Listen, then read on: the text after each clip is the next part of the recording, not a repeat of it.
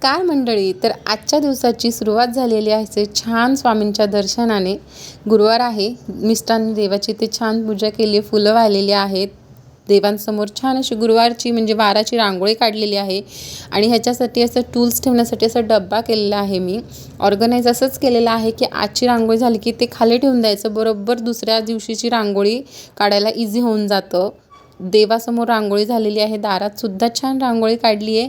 उंबरठा पूजन केले. गुरुवारी करते मी हळदीचं आणि गुलाब पाण्याचं मिश्रण करून ते छान उंबरा धुवून घ्यायचा स्वच्छ अगोदर आणि मग त्याच्यावर ते लेप लावायचा, स्वस्तिक काढायचे आणि थोडेसे तांदूळ वाहिलेले आहेत. असं केल्याने खूप घरात सकारात्मक ऊर्जा येते, लक्ष्मीचा वास असतो उंबऱ्यामध्ये, अगदी छान प्रसन्न वाटतं. इथे पापड तळलेत आणि साबुदाण्याची खिचडी केलेली आहे. आज फुलांनी असा फ्रीज भरलेला आहे कारण का रांगोळीची ऑर्डर आहे. तुम्ही सुद्धा उपवास नसेल तरी अशी खिचडी कधीतरी करून खाता का? नक्की कमेंटमध्ये सांगा.